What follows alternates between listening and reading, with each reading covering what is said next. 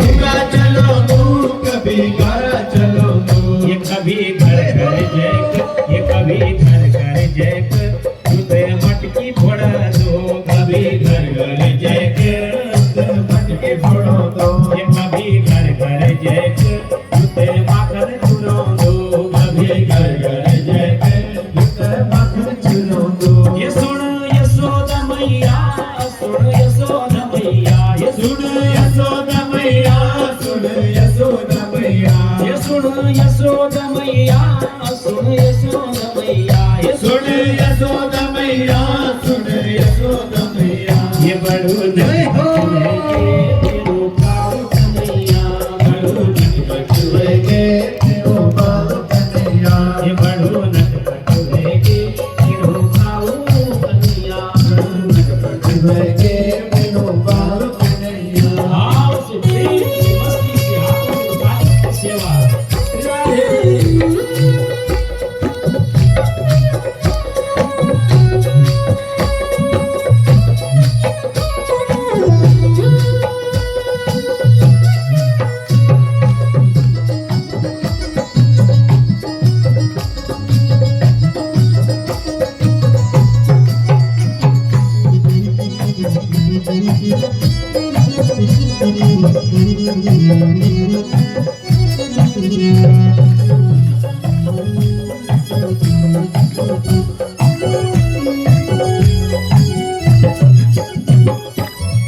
कभी पानी का धारा, कभी यमुना किनारा। कभी पानी का धारा, कभी यमुना किनारा। ये कभी पानी का धारा, कभी यमुना किनारा।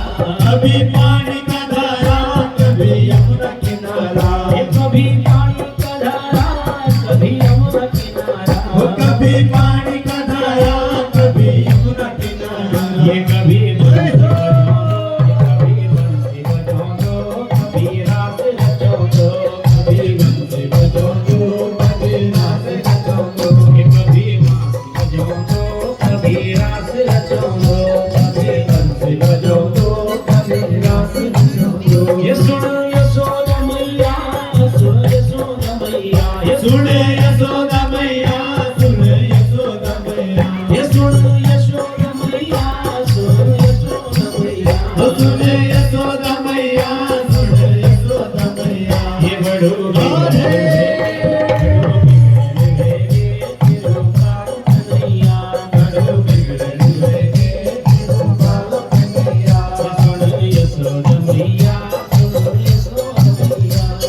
यशोदा मैया, सुन यशोदा मैया। आज आपने उनका अभिमान तोड़ दिया। आप तो समदर्शी हो, आप तो सबको एक समान दृष्टि से देखते हो प्रभु। आप तो क्रोध में भी, आपके क्रोध में भी कृपा छुपी हुई होती है नारायण। आप न्यायाधीश हैं और न्यायाधीश का काम तो केवल दंड देना है हे प्रभु। लेकिन हमारा तो कोई अपराध नहीं है, यह तो हमारी। और गरुड़ भी दोनों भाई भाई हैं, अलग अलग माँ है, पिता एक ही है दोनों। गरुड़ की माँ का नाम है विनीता और जो सांपों की माँ है उनका नाम है कद्रू। एक दिन कद्रू और विनीता में शर्त लग गई। शर्त क्या लगी कि जो सूर्य के घोड़े हैं ना उनका रंग कैसा है। जो गरुड़ की माँ थी विनीता, उसने कहा भाई जो सूर्य के घोड़े हैं उनका रंग सफेद है, सफेद रंग के घोड़े हैं। विनीता ने कहा नहीं नहीं, कद्रू ने कहा नहीं नहीं, जो सूर्य के घोड़े हैं उनका रंग काला है। शर्त लग गई। बोले भैया जो शर्त जीतेगा उसको हारने वाले को दासी बनना पड़ेगा। शर्त लग गई। विनीता कहती है घोड़े सफेद हैं, कद्रू कहती है घोड़े काले हैं। अब सच्चाई तो यह थी कि घोड़े सफेद थे। विनीता ने ठीक कहा कि घोड़े सफेद है, लेकिन कद्रू ने झूठ कह दिया। अब शर्त कैसे जीते? अपने बेटों को तुरंत आदेश दिया सांपों को कि जाओ तुम घोड़ों पर लिपट जाओ। और जब सांप घोड़ों पर लिपट गए तो रंग हो गया काला। बेचारी विनीता शर्त हार गई, और जब हार गई तो कद्रू की दासी बन गई, गरुड़ की मां बन गई दासी। सुखदेव भगवान कहते हैं, हे राजन, बस यहीं से सर्पों का और गरुड़ों का बैर हो गया। भगवान का जो गरुड़ है ना, सर्पों का बैरी बन गया। बड़ी लंबी चौड़ी कथा है। गरुड़ ने बहुत प्रयास किया अपनी मां को दासी भाव से मुक्त करने के लिए। कद्रू ने शर्त रखी कि तू दासी भाव से तब मुक्त हो सकती है जब मेरे लिए अमृत लाओ स्वर्ग का। तो गरुड़ जी स्वर्ग का अमृत लेकर आए, और स्वर्ग का अमृत, कथा बड़ी लंबी है, विस्तार करने का समय नहीं। और जब अमृत नीचे गिरा ना, तो सांप उसको चाटने लगे। कुसा पर जो अमृत गिरा था, सांपों ने उस अमृत को चाटना प्रारंभ कर दिया, और जब कुसा से उस अमृत को चाटा तो उनकी जीभ कट गई। इसलिए सांपों की दो जीभ होती है, जिह्वादयो पीत मुखामदिया। तब से सांपों की द्विजिह्वा कहते हैं, सांपों को दो जीभ होती है। उस कुसा पर अमृत चाटा, इधर गरुड़ ने अपनी मां को मुक्त कर दिया, लेकिन बैर बन गया। गरुड़ ने कहा, बोले भैया अब तो हम तुम्हें छोड़ेंगे नहीं। हे प्रभु, बस इसी भय के कारण, तुम्हारे वाहन गरुड़ के भय के कारण मैं यहाँ छुपा हूं। भगवान ने कहा, हे कालिया, जाओ, तुम्हारे मस्तक पर अब मेरे चरण चिन्ह अंकित हो गए हैं। अब मेरा वाहन गरुड़ तुम्हारा कुछ नहीं करेगा। सुखदेव भगवान कहते हैं, राजा परीक्षित कहते हैं, गुरुदेव, तू यमुना में ही वह कालिया नाग क्यों छुपा था? बोले, एक दिन भगवान का जो वाहन है ना गरुड़, यमुना के तट पर आया और मछलियां खाने लग गया। सौभरी ऋषि तपस्या कर रहे थे। सौभरी ऋषि ने गरुड़ को श्राप दे दिया, ये गरुड़, जाओ मैं तुम्हें श्राप देता हूं, तुम जब भी इस यमुना के तट पर आओगे ना, तुम्हारी मौत हो जाएगी, तुम मर जाओगे। बस सौभरी ऋषि के श्राप के कारण जो तुम्हारा वाहन गरुड़ है यमुना जी में नहीं आ सकता, इसीलिए मुझे इस यमुना जी में मैं छुपा हूं। क्योंकि सौभरी ऋषि के श्राप के कारण तुम्हारा वाहन गरुड़ यहां नहीं आ सकता। भगवान ने कहा, कालिया, मेरे चरण चिन्ह तुम्हारे मस्तक पर अंकित हो गए हैं, जाओ, अब तुम्हारा गरुड़ कुछ भी नहीं बिगाड़ेगा। बोले भक्तवत्सल भगवान की। सुखदेव भगवान कहते हैं, राजन, गरुड़ भगवान के कहने पर जो कालिया नाग था, यमुना जी को छोड़ दिया और यमुना जी को छोड़कर रमण द्वीप चला गया। हे राजन, एक दिन भगवान ने बड़ी प्यारी बांसुरी बजाई। वरहा पीतम नटवर वपु कर्णयो कर्णिकार। सारा ब्रह्मांड भगवान की बांसुरी को सुनकर मोहित हो गया। वन में बंसी बजी, गोपियों के कानों पर जैसे ही बंसी की आवाज, बंसी का स्वर पड़ा, माधव के प्रति इतना वात्सल्य, गोपियों का इतना प्रेम, तुरंत दौड़ी चली आई भगवान के पास। वरहा पीडम नटवर वपु कर्णयो कर्णिकारम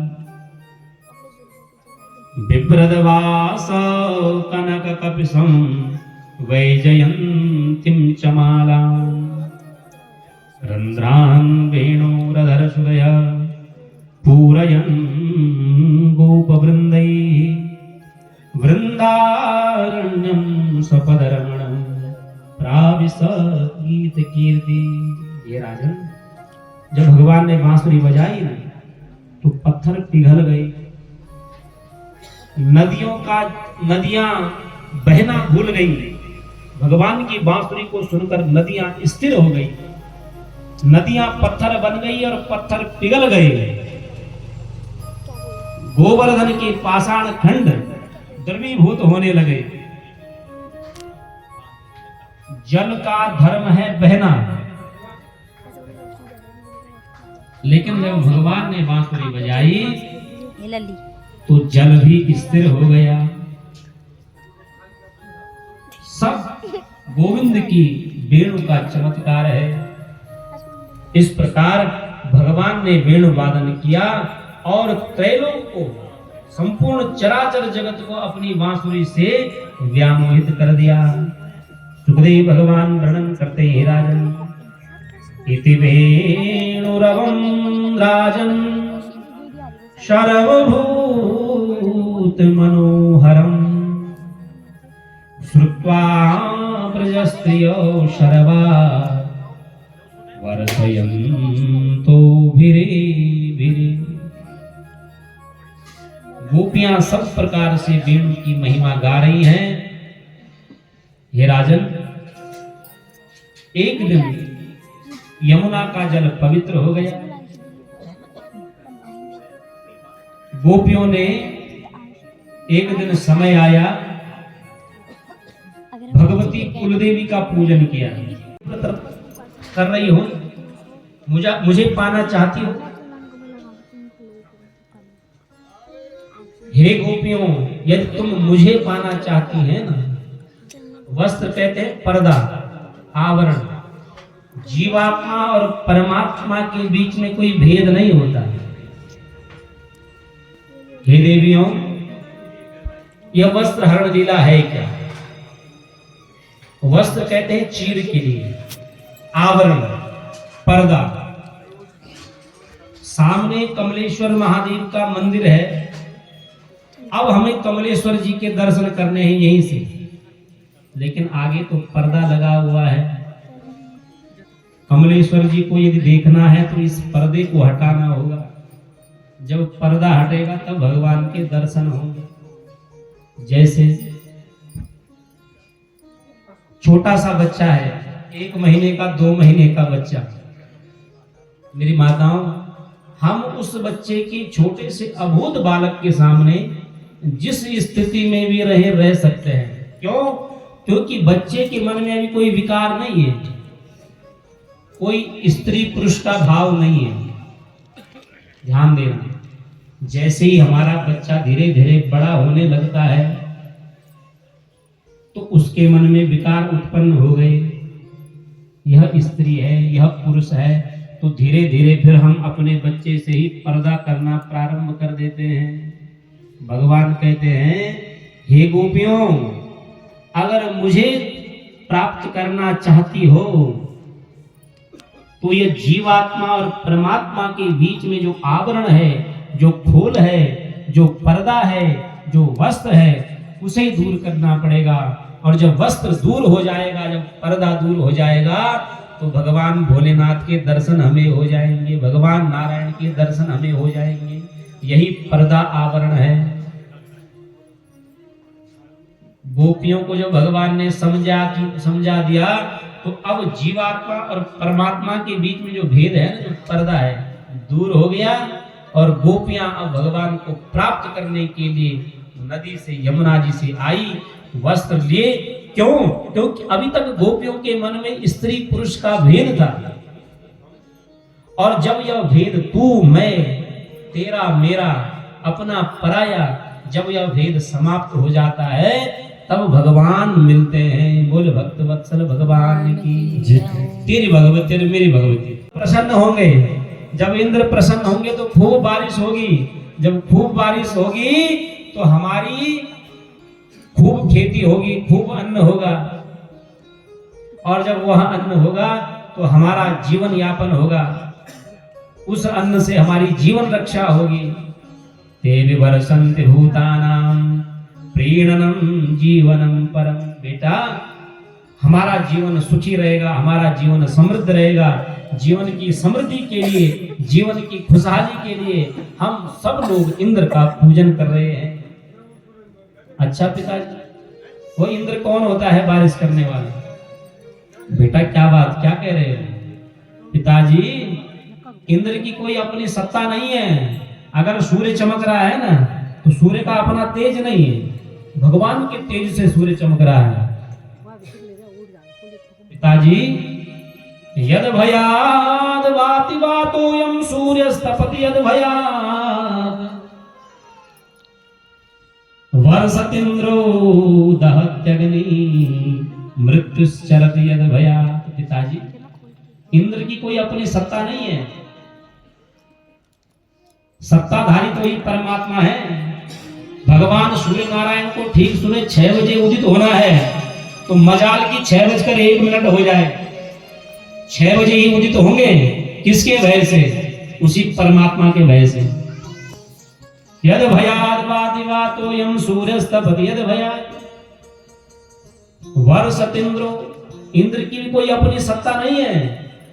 इंद्र तो भगवान के अनुसार, वही परमपिता परमात्मा की सत्ता से इंद्र चलता है। वर्षतीन्द्रो दहत्यग्नि।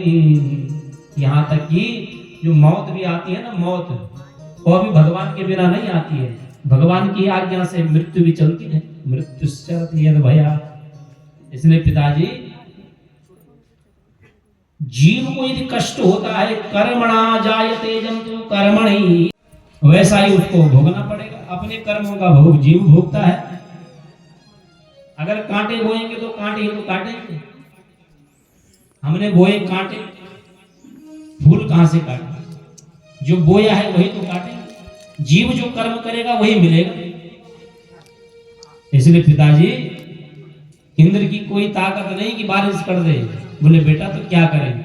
अरे पिताजी देखो ना, हमारा गोवर्धन पर्वत, हमारी गाय जाती है गोवर्धन पर, सुंदर सुंदर घास चरती है, उस घास से गोबर देती है, उस घास से हमें दूध देती है, दूध हमें मिलता है, गोबर हमारे खेतों को मिलता है, हमारी जीवन रक्षा होती है। इसलिए क्या कहना चाहते हो बेटा?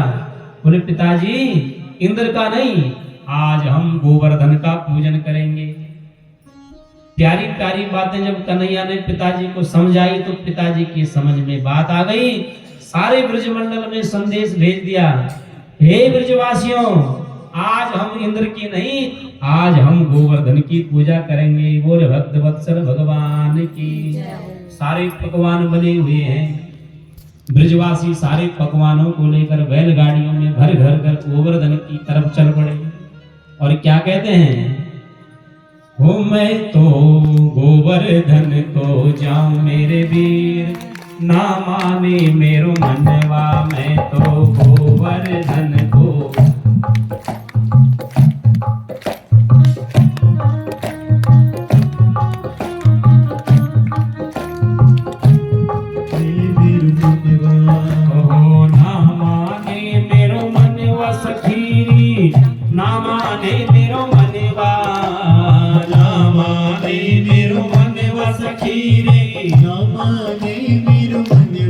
मैं तो गोवर्धन को जाऊं मेरे वीर, ना माने मेरो मनवा, मैं तो गोवर्धन को मेरे वीर, ना माने मेरो मनवा, ना माने मेरो मनवा सखीरी, ना माने मेरो मनवा, ना माने मेरो मनवा सखीरी।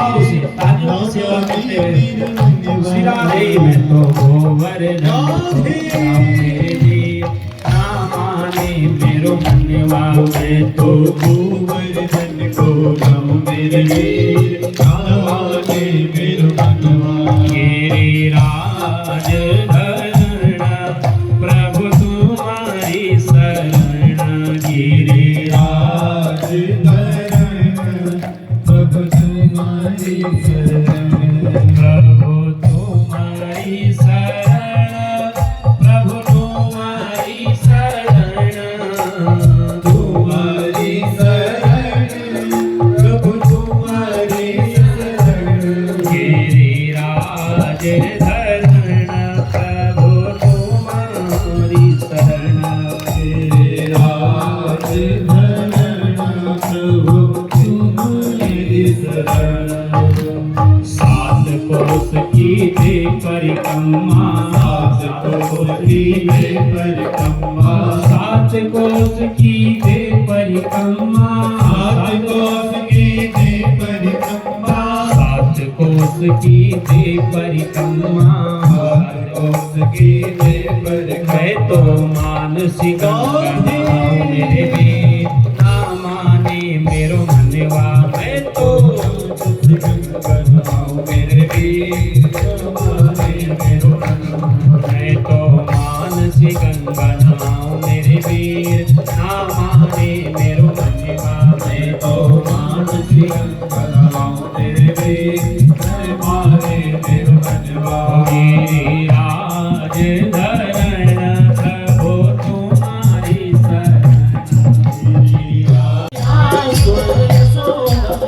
ये सुन यशोदा मैया सुन यशोदा मैया ये बड़ो नटखट भेगे तेरू बाबू कन्हैया ये बड़ो नटखट भेगे तेरो बाल कन्हैया ये बड़ो नटखट भेगे तेरू बाबू कन्हैया बड़ो नटखट भेगे तेरो बाल कन्हैया ये सुन यशोदा मैया सुन यशोदा मैया ये सुन यशोदा मैया सुन यशोदा मैया ये सुन यशोदा मैया सुन यशोदा मैया ये सुन यशोदा मैया सुन यशोदा मैया ये बड़ो बिगड़ेगे तेरू बाबू कन्हैया बड़ो बिगड़ेगे तेरो बाल कन्हैया श्री राधे